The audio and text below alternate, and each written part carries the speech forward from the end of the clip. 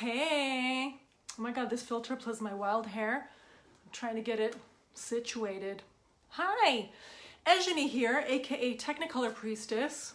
Not aka, Ejani, Technicolor Priestess, as it says in my freaking name. And I wanted to hop on and talk about how our identities are kind of made up in a lot of ways, right? Certain parts of them are.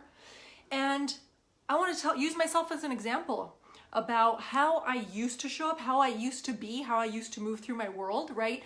3 key things that were part of my Ejani identity back in the day before I did a shit ton of work on myself. And what those 3 little things were replaced with. Is anyone here? Hi, anyone? Oh my gosh, this filter is so sparkly and fun, isn't it? Kind of liked it when my hair was kind of getting crazy just now. I'm gonna make it crazy and like go bananas and then see if anyone hops on. It's fun when you guys give me emojis and shit. Ooh, okay. Well, whatever, that'll do, huh? Someone's on. Hi, whoever it is. I'm pouncing on you. Pounce. Okay. Hi, sunshine. Oh, yay. I love seeing sunshine. Okay, so let's hop into this. So as I've said many times before, right, we each lead visually and energetically with air, water, fire, earth, and space. 2 of those, right? So now that I've worked a shit ton on myself, that I've worked with a lot of, people, a lot of clients from all over, I have learned so much about the elements through working with everyone, including myself. I've learned a shit ton about myself, and now I can see so very clearly who I was being before and what my identity included and how, oh, thank you, sunshine. It's not doing it, it's getting there, but whatever, we're just gonna fly, we're gonna ride with it.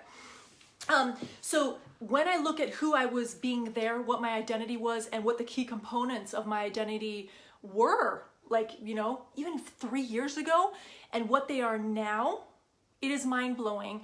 And why I'm sharing this is because to show you that's actually a choice. There's so many things about you and how you move through your world and how you operate that are a fucking choice. They're choices, okay? And I'm gonna explain to you how this works, okay? So, just to set the scene, I am air and space, okay? So air is happy-go-lucky, in its best expression, right?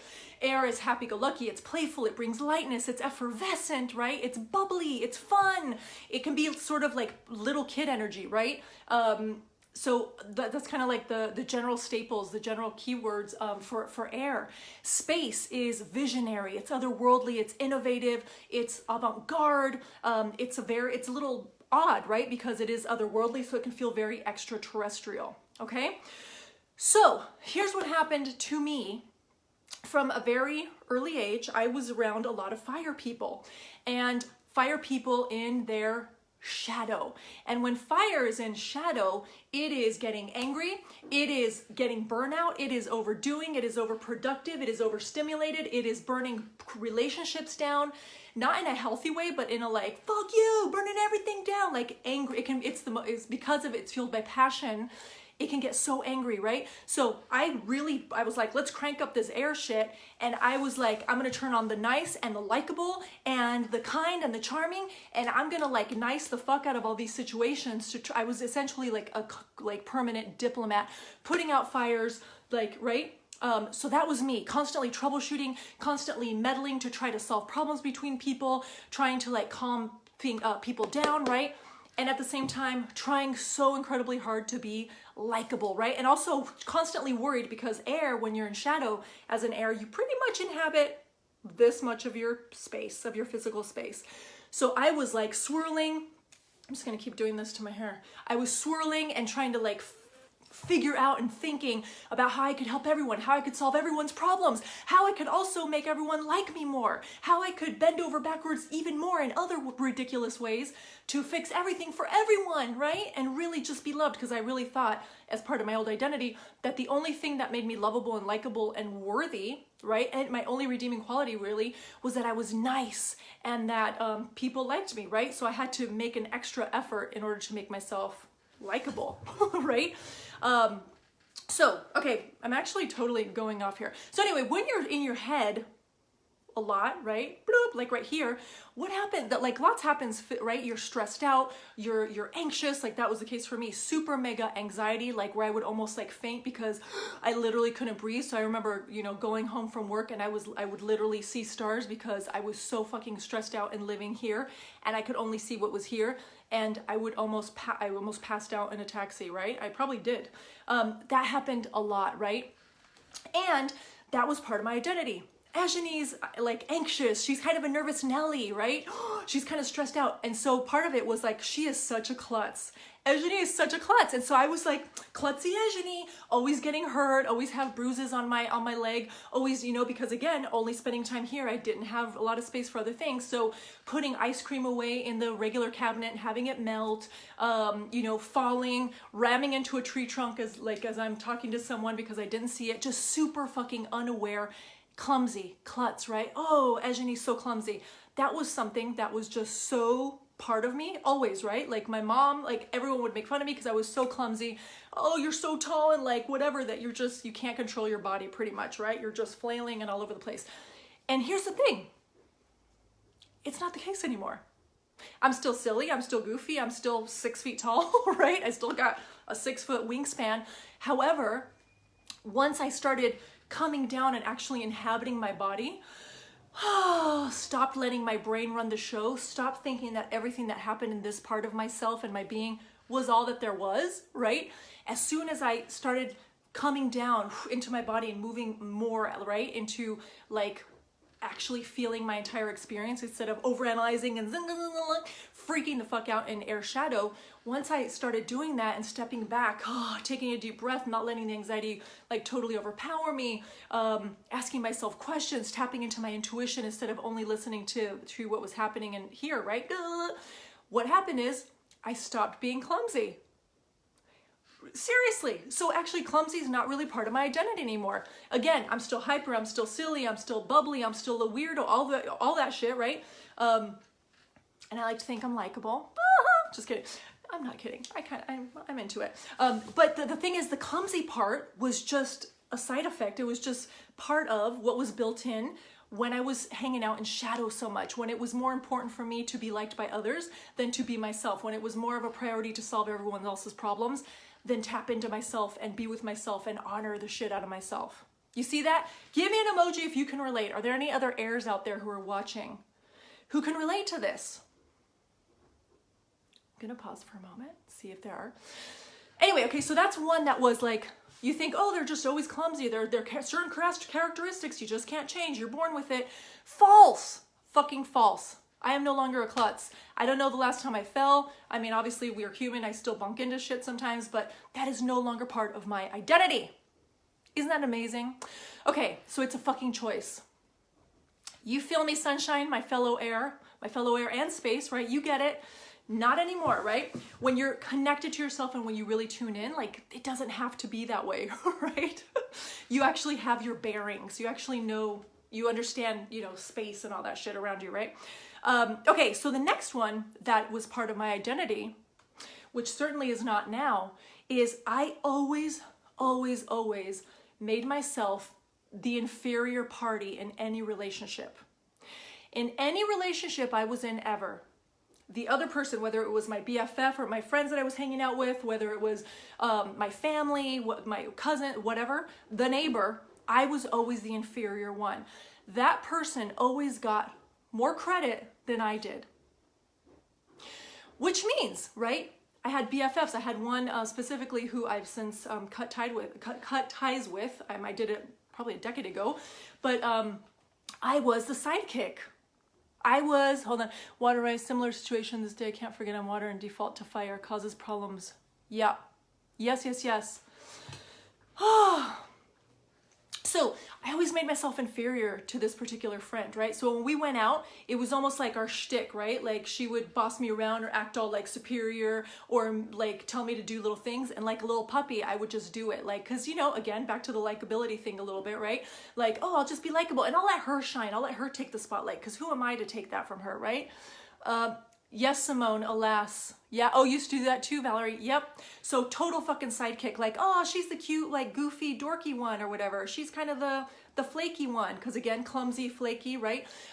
So yeah, totally a sidekick. So totally second fiddle, totally in the shadows, the wingman. Like I would be doing transactions to help my friends like go out with, you know, on dates and shit. And they would come to me like, is your friend hanging out? Is your friend seeing anyone? I was totally the middleman, the transactional. I was like the bureaucrat of our social exchanges, right? So, and what that was, right? It's because I inherently thought that something was wrong with me. I literally thought that I was just born wrong. I thought that everyone else had something figured out that I didn't know about, right? Everyone else knew all this. Everyone else was in on this big ass secret and everyone else was born worthy, but except me. Right? Which was extra confusing because I was also always told, oh, you're so magical and cool. But then at the same time, I was the sidekick. I was like in the shadows, right? Like I wasn't really seen. I was super invisible. But that's how I was showing up. That's how I was showing up. It was built into my identity. So obviously everything I did helped to fuel that, right? And now my identity shift, right? What I've replaced that with is there is no such thing as inferior or superior. That there is none. I get to be my own fucking authority. So for myself, I am all there is, right? I am the freaking chief. I'm the fucking boss bitch. I'm the icon. I know what's up. I trust myself implicitly, like inherently, blindly, unconditionally. That's what I know. And that doesn't make me better or worse than anyone, right? Because I also know that everyone else has the choice to make themselves their own fucking authority. See how magical that is? Oh, how much better that friendship would have been if I was like, you're a fucking boss bitch and I love you and I salute you and yes, you own everything. And guess what? Me too! We both get to tap dance and like do our thing in the spotlight and we both get to shine and we both get to be amazing and we both get to be the stars of the show, okay? It would have changed our relationship really a lot, right? And now I'm so happy to know that like there's no sense of inferiority, there's no complex, there's no, oh, poor me, because I know that there's no hierarchy. Can I get a fucking emoji? Come on. There is no hierarchy. There's no one inferior or superior to me or to you. We can just be full on like fucking who we are. I'm gonna snap for that. Okay? Man. So no one is inferior to me. And guess what? I give myself credit. I follow my fuck yeah. I honor and respect my own feeling and my own opinion so very fucking much, right?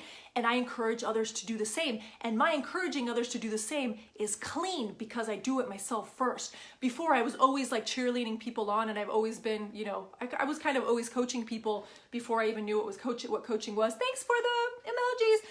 I was always doing that and helping people and cheering them on. However, it came from like, it almost felt like I was giving part of my soul away, right? Like, you're so cool, which means I'm a little less cool, I'm a little less amazing, I'm a little less smart. But now I know that was just an illusion, right? That shit's made up. We all have 100% of everything, right? We're all fucking magical in our own right. Literally no one can take that away, right? Okay, then the third part, okay, the third identity thing. This one's a big one. So I also, a built-in sort of belief that I had back in the day was almost, well, it was a constant pity party. I was really like the poor girl. I was the poor girl. So it was enhanced by the fact, just quick story short, because this is really not, what I really want to talk about a lot, but I grew up essentially between two worlds, right? So in the US, we lived at poverty level, right? Mom, I know you were freaking doing what you could, lady, so I salute the fuck out of you. And so it was rough, right? We were around a rough crowd of people who were definitely in struggle mode.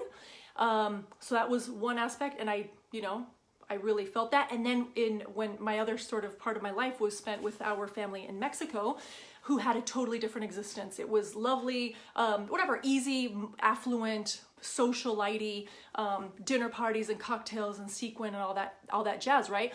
And the thing is, like, when we were in the United States, I felt like, man, but we belong to that other thing too, don't we? Like, how come we can't just feel that here? And then when I was in Mexico, I felt like, honestly, I felt like, as one friend said one time, a ball of hair and teeth. Like, I just felt like this weird, mangled, inferior creature.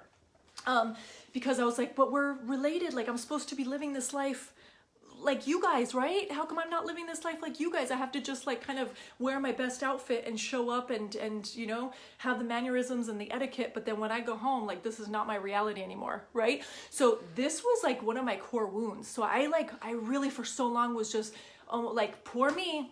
I'm supposedly, you know, smart and magical and have all these things within me and all this potential, but I'm not part of that crowd. Like I'm the poor girl. I grew up poor me, right? I'll never get what they have and I'll never experience life like they do, right?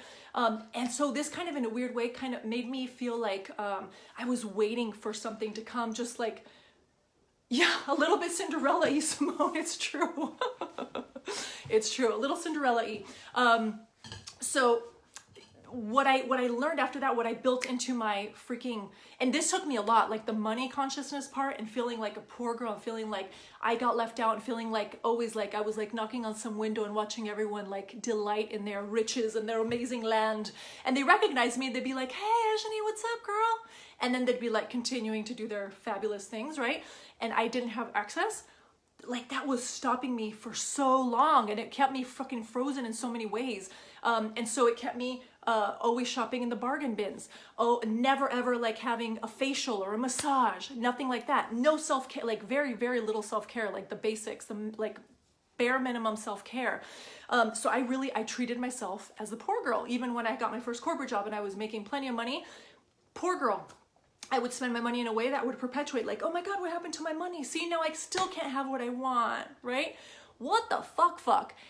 So like, let's just flip that until today, right? I don't need any family member who happens, like, who the fuck cares how much anybody's making? A family member or the neighbor or your colleagues, like, cool. And guess what? I can do it for my own self. I can fucking do it for myself. I don't have to be a poor girl, right?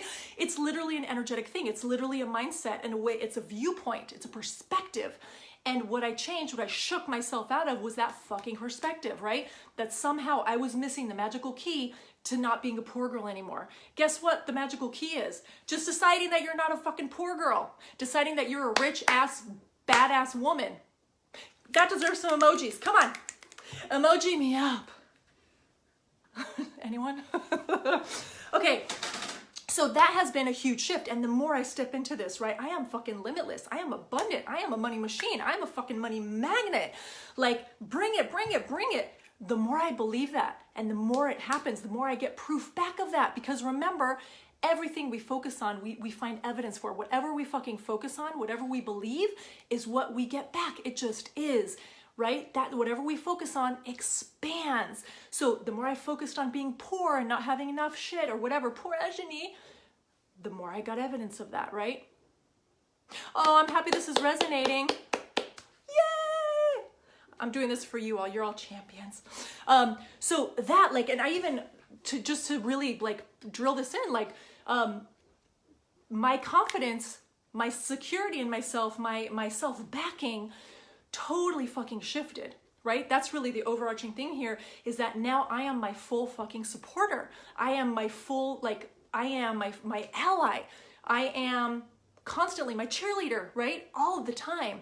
To the point where, like, people who encounter me, like I had this, a dude who I was super close with, years ago, and we hadn't talked in a while, and I started doing this work and transforming, and then we had a call, and he was like, literally out of sorts, because he was like, I'm sorry, I don't know what to do because you're just so self-assured.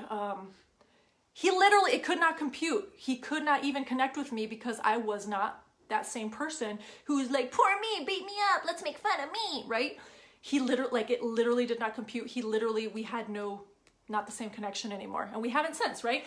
So this is a choice. It's a fucking choice.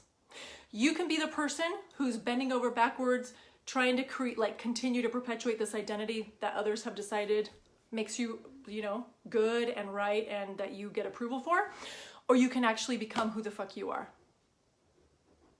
Am I right? I'm glad this is inspiring. Good. I just talked a lot and I have a call. I hope I didn't miss it. Just kidding. I mean, I do have a call. But anyway, okay, so I just wanted to do that, to talk to you about that in NBD.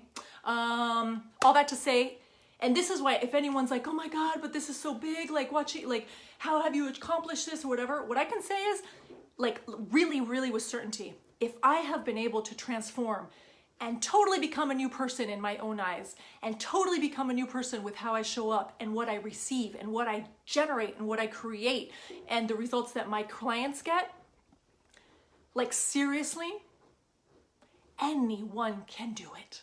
Like, and I mean that like from my guts, like any fucking one can do it. Truly, it is a fucking choice. It's a choice, it's a choice, it's a choice.